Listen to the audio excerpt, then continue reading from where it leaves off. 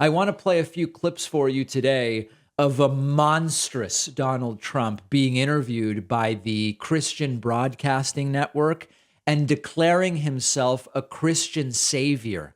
This is really a wild God complex that Donald Trump has. It's like a Jesus complex, I guess you would say.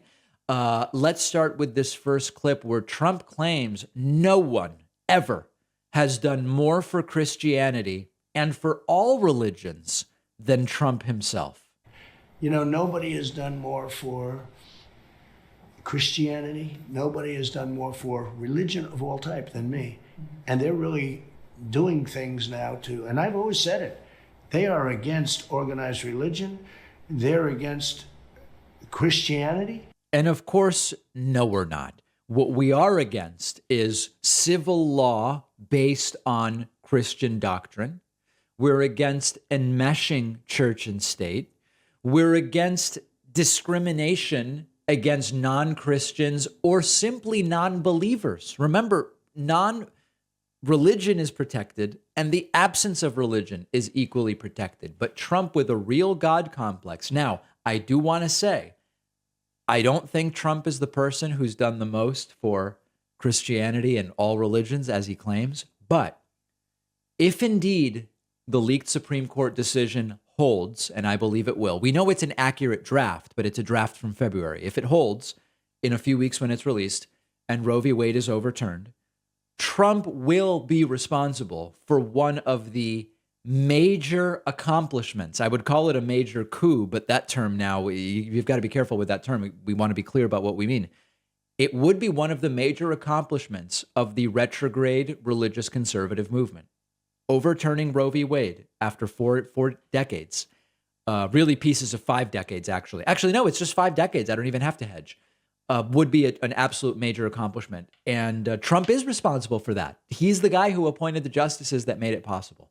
Let's go to the next clip. Here is Donald Trump now on the heels of, what was it, J.D. Mandel? No, J.D. Vance winning his primary on Tuesday night and J.R. Majewski winning his primary on Tuesday night. Trump feels emboldened about the power of his endorsement. And he's telling everybody else, if I don't endorse you, it's very bad. I remember Joe Biden saying months ago at this press conference he had that he goes, he couldn't believe all these Republicans still afraid of Trump. It's like, oh, they were all afraid of Trump. Should Republicans be afraid of you, the ones that are not in line with you and your views? Well, if they want to win politically, probably, because if I endorse them, they win. And if I don't endorse them, they don't win. I mean, that's almost 100% of the case. Now, it's really more like 57% of the case. And I think it's really important to remember that although Trump did get 2 victories so far this primary season, and he may get more, there's no question, Trump may get more. Trump's record on endorsements is pretty shoddy. It's kind of like Swiss cheese. First of all, he endorsed a lot of presumptive frontrunners and incumbents. And there's a major incumbency bias in American politics. And even given all that, his record is not that great. Like, it's hovering right around and slightly below 60%. So it's not actually true that everybody Trump touches turns to gold, but it may end up being true in 2022. Remains to be seen. One last clip here. Here's Trump talking about Disney. Of course, Disney now under fire for opposing Florida's Don't Say Gay bill. And people are protesting at Disney and they want to cancel Mickey and Minnie and all these different things. Anyway, Trump says Walt Disney wouldn't be happy with what's going on. I think what's happened with Disney and what Disney's doing, I mean, Walt Disney is looking down. What's he thinking? He's not happy, okay? Walt Disney said, whatever happened to my beautiful Magic Kingdom? He's not happy. No, it's a terrible thing. So anyway, there's Trump speculating on how Walt Disney would feel about the Magic Kingdom today, based on Disney's opposition to the Don't Say Gay bill. The Don't Say Gay bill is, of course, disgusting. And I hate theme parks and have no interest in ever going to Disney again.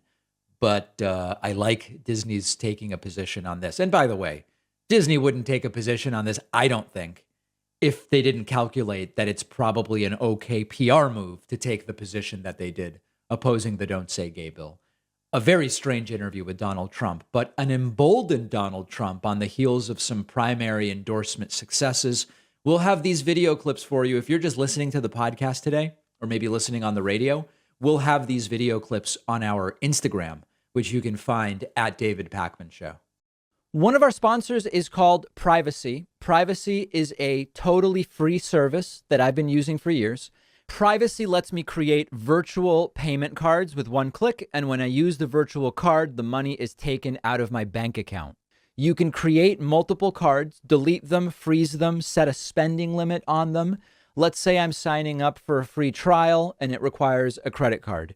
Privacy will autofill a virtual card number, and then after signing up, I can delete that virtual card. So I know I'm not going to be charged again. Something really useful and very practical. Or let's say I'm ordering food over the phone, but I left my wallet somewhere. I don't have my real credit card on me.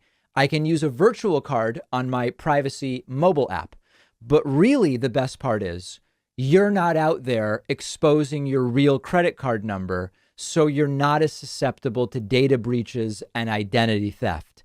Privacy is a totally free service, and you'll get $5 to spend when you go to privacy.com/Pakman. The link is right underneath this video.